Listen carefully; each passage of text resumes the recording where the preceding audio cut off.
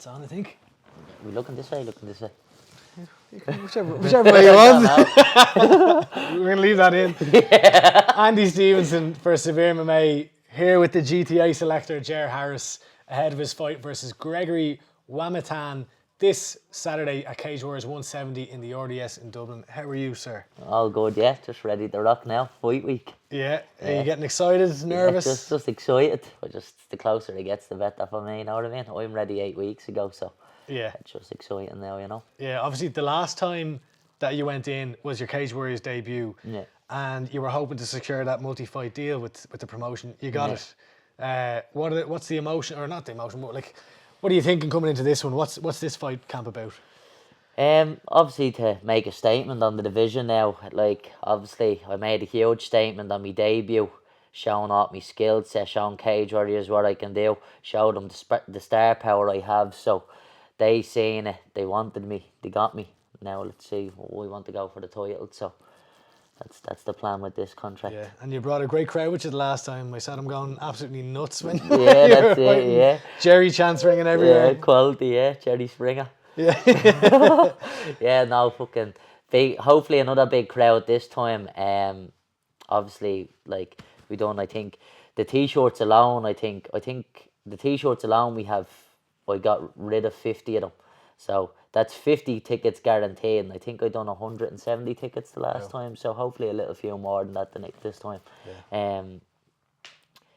Yeah, just great crowd. Like, so just hopefully bring that again. Andy was saying that you've really blended in and like found a home here at Rhino. You know, last time ahead of the fight, we were chatting about the transition from SBG Charleston over to Rhino. But you've been here a while now. Nearly a year, yeah. Yeah, so you're settling in nicely here. Yeah, I'm a little bit like a chameleon, me. You know what I mean? I'll blend in anywhere you put me. You know what I mean? Like that. I don't. Like I'm a big personality, but I like to have the crack and stuff. I'm not like, I don't have an ego about me or that, and unless I'm fighting, you know what I mean. So yeah, it was just the gym. Just they welcomed me from the start before I was even fully part of the gym. Like, I remember after my first couple of sessions here, Neil turned around to me and he was like, if you want to do any extra work, he's like, let me know. So I was playing belling him over then, know what I mean? He's probably sorry he said Yeah, exactly, yeah. Had his head wrecked probably, and still do to this day. But like that, just coming up with me twice a week, playing, getting 10 rounds in each day. And like, he's coming off work to do that for me, you know what I mean? Holding pads and stuff like that, and help me get extra sessions in. And obviously the whole team like have helped me like throughout camp, and I've been helping them. So yeah, just it's a big week for Team Rhino, obviously with James fighting for the vacant welterweight title. So and Solomon and Jamie Jamie's debut, yeah. So is there a good buzz around the gym? Yeah, super. I find there's obviously the last time there was a couple of us on as well. Unfortunately, Darby got his hand injured, so that would have been another fight on top of it as well. But yeah, I think there was a great buzz around the last one, and even better this time. Know what I mean? Obviously everybody excited together and moving forward as a crew, like so. Yeah, I saw was that your dad you were doing pads up there? Yeah, Big Harris. Is that Jer Senior? Yeah, Big Jer, yeah. Yeah. I'm Baby Jer. You're Baby Jer? Baby Jer, yeah. Did you get called Baby Jer in the gaff? Nah, Little Jer. Just Jer. Yeah. And your little brother was Jared over... if I'm in trouble, innit? I'd say it's Jared often with you, is often. it? Way too often. And your younger brother was over fighting in the IMAS? Yeah, he done really well. Now, one of the fights pulled out, but it's only one for him in a round. He didn't get the result he wanted, but I watched the fight, he done really well. And like that, it's like tick and tack. It's like it was a split decision, so unfortunately he didn't get the decision, but he competes really well. Like. Yeah. Andy was saying that he kind of sees you as... for maybe a little bit further along in your career than some lads. Yeah. You've a lot of experience obviously at the amateur level as well. Yeah. Are you trying to push for that? You know, I know you're only in your second fight in Cage Warriors, but are you trying to go kind of the turbo route towards the title? Yeah, like I'm willing to fight anybody. I think like I have a lot of experience on the amateur scene. I think my fight IQ is really high. I think how I approach me fights and my mindset around fighting is a lot further along than most people's.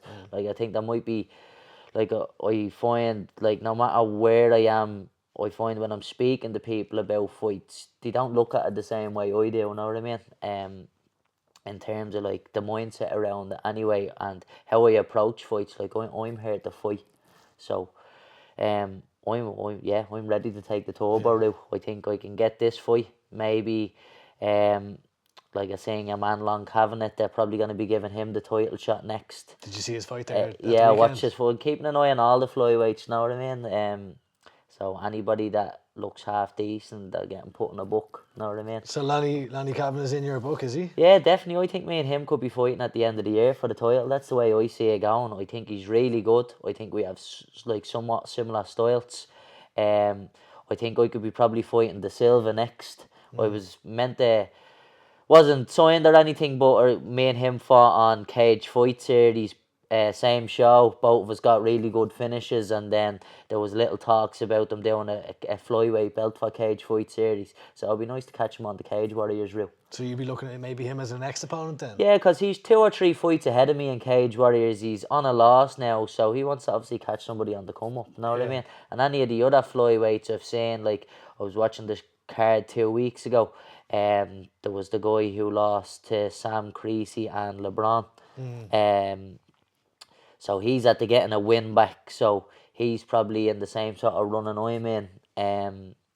Yeah, man, LeBron. I think maybe him and Long Cavanagh. LeBlanc. LeBlanc. LeBron James. Name is doesn't matter, does it? But The basketball fella. yeah, the basketball fella, the big tall one. I think him and Long Cavanagh could end up fighting. So they're them two are on a tear. Like he has a couple of fights as well. So either of them, like but I see probably De Silva next. There's obviously a couple of other lads that are at the picking up wins, but I don't think anybody as exciting as me. Know what I mean? Like I bring a crowd. Like if you look at the likes of Instagram and stuff, I think I'd probably have the best pull on social media like that.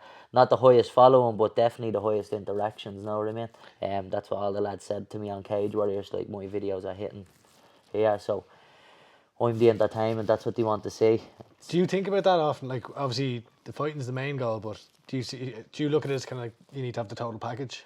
Yeah, definitely, because the UFC they don't want people who going in here decision merchants. Know what I mean? Like it's like there's not many people who can do it like as a decision merchant, like maybe Diaz or something. It's like he has the big persona about him. People want to watch him fight. Obviously, he's had obviously years in the sport for people to gravitate towards him and stuff like that. But I think it's like at the end of the day, it's a business, like on top of fighting. So you need to have the full package. You know, like there's so many people out here with like 10-0 records, 12-0 records, and they're not in the UFC. And you're saying, why aren't they there? And it's because they're either too humble or they just don't have the personality to say it. Know what I mean?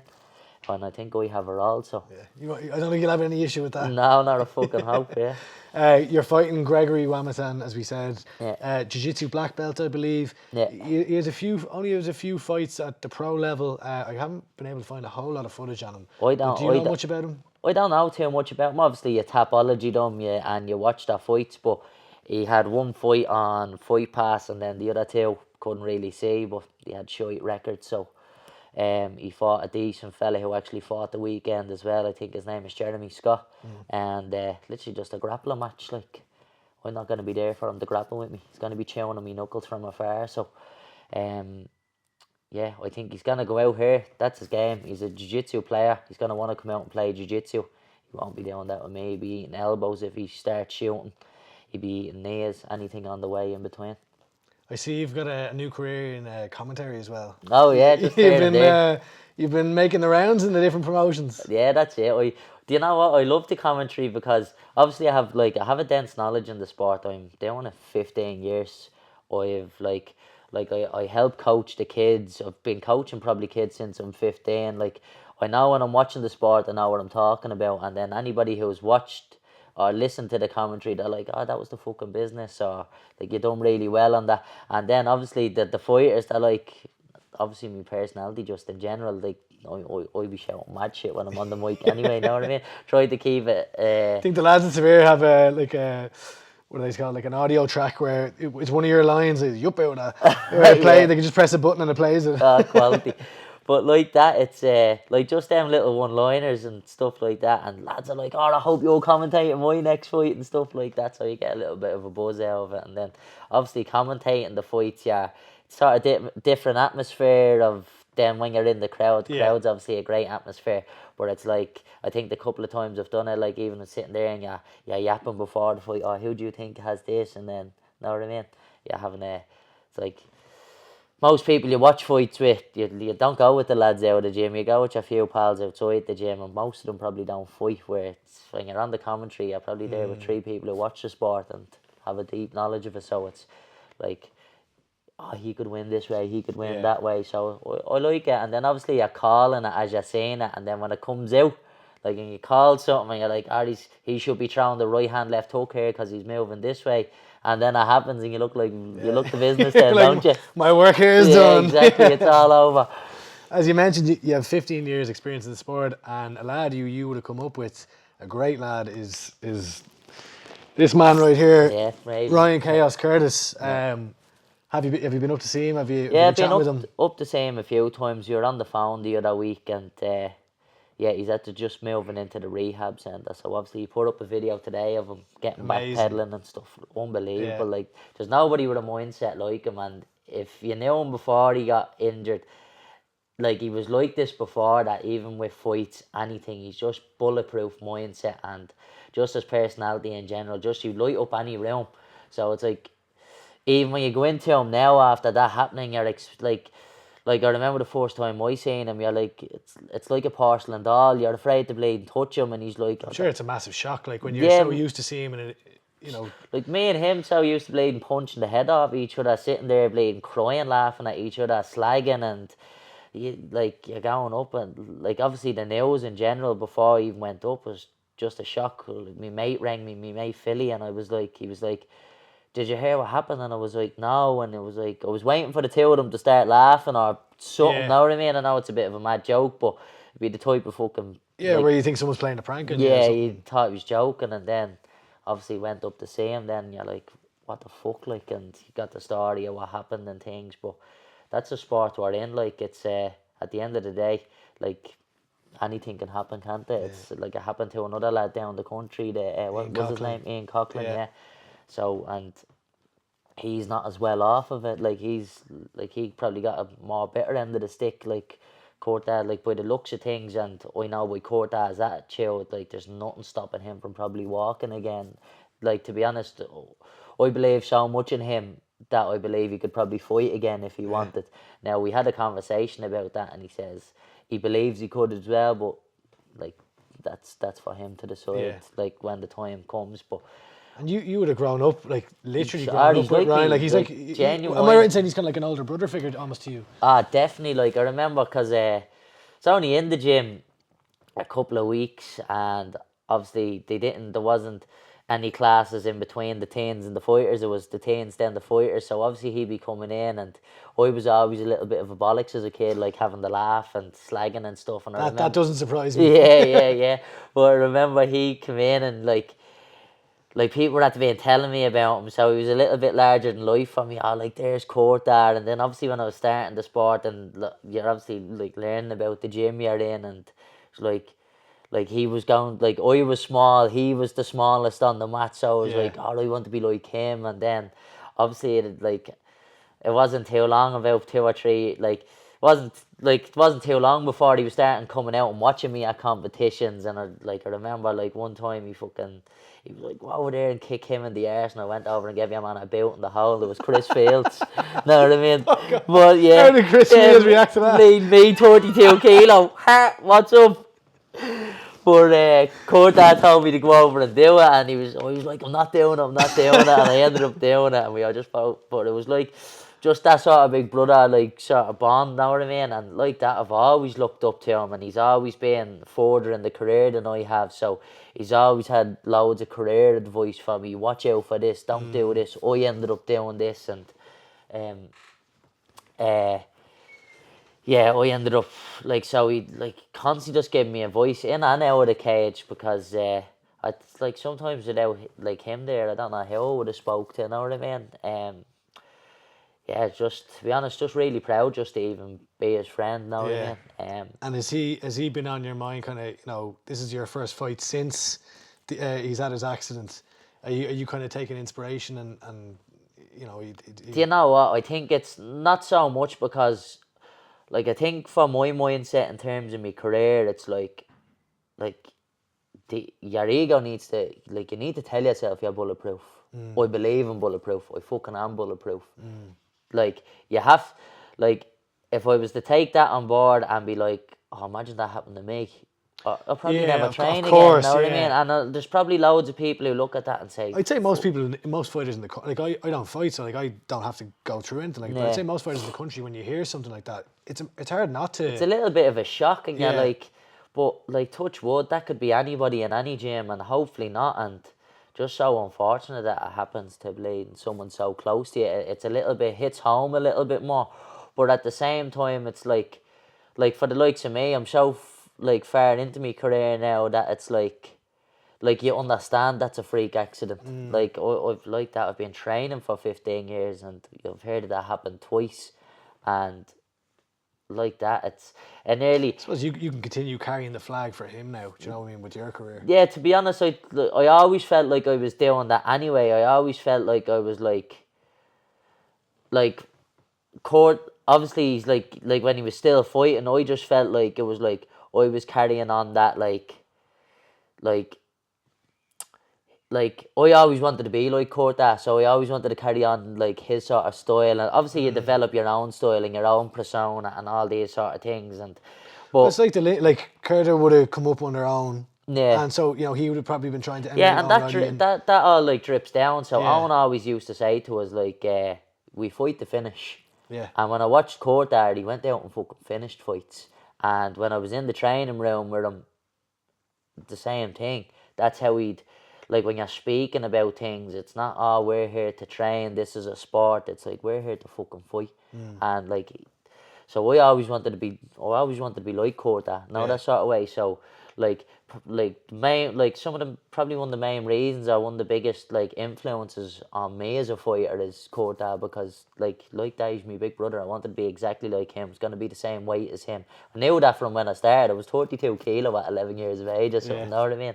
So it was always just sort of destined to be that way, and I wanted to be as good as him and finish fights the way he could finish fights. And I remember watching him on the Bahamas and then on Bellator and that like highlight reel knockout. the highlight reel. And I remember, I think he was fighting some Was it Daniel Barras? I don't know. obviously the Daniel fight, like where he fought your man who for the title that time, wasn't it?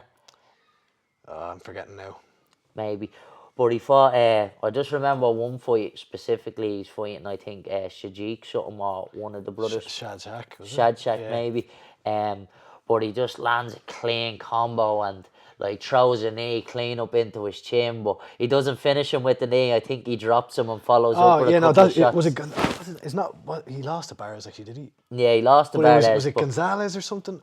It was the one on Bama. Yeah, one on I know Bama, the exact. I know the exact sequence I can picture. But Yeah, but like forget that, the it's man's like name. anytime I think court that plays over in my head. That's what you wanted to do is have highlight reel moments like that. Exactly, yeah. And then obviously Corta has always been a big personality, and I was a big personality anyway, like in terms of like how you go on and stuff. Luis Gonzalez. Yeah, Yeah.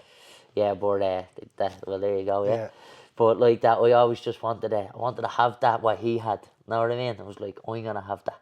Yeah. Know what I mean? And then obviously, like McGregor blade started going into the UFC, and then it's like, no, I want that. Yeah. I want this. I want that. You want to take what everybody else has. That's I Yeah. think what part of being a fighter is about. Well, isn't it? look, the next step in that is Saturday night. Obviously, didn't get to finish last time out. Didn't get to finish Does that- last time out, but in Does that give you a fairness, little extra motivation to get it this time? I'm always looking for it. Like Yeah. you can see the way I fight. You can see every second I'm looking for it in there. Like the last lad I fought, Ryan Hewitt, like absolute machine for staying in there. We were actually speaking the week after it, and we were just having a good laugh. Like good solid lad. We were talking after the fight as well, and I was just like, how did you not fall over? Because my knuckles were triple the size coming out of the gloves. Know what I mean? I had to peel them off me, but I could feel it when I was drilling me shots through his forehead. Know what I mean? I was like, why I hit him a spinning elbow at one point and he just shook his head and smiled at me. I was like, what's the story with this cunt? Know what I mean? But like that, I don't think you'll get many people like that at flyweight. Know what I mean? So what can we expect come Saturday night? What's your prediction? I'm looking for the first round finish. Like, come here. I'm looking for the finish at any time. It could be the first 10 seconds, it could be the last 10 seconds of the third round. It doesn't matter, I'm going to find the finish. And if I don't, you better believe it's going to be an entertaining fight otherwise. And I'll be getting the victory for it. So, I'm saying first round finish, coming off that right hand. Sounds good. The lights after going off the camera there, that means it's time for us to wrap up. All right, But no, appreciate the time, Ger. Yeah, really appreciate anytime, it. really. And best of luck this week. Yeah, thanks very much. Looking forward to it.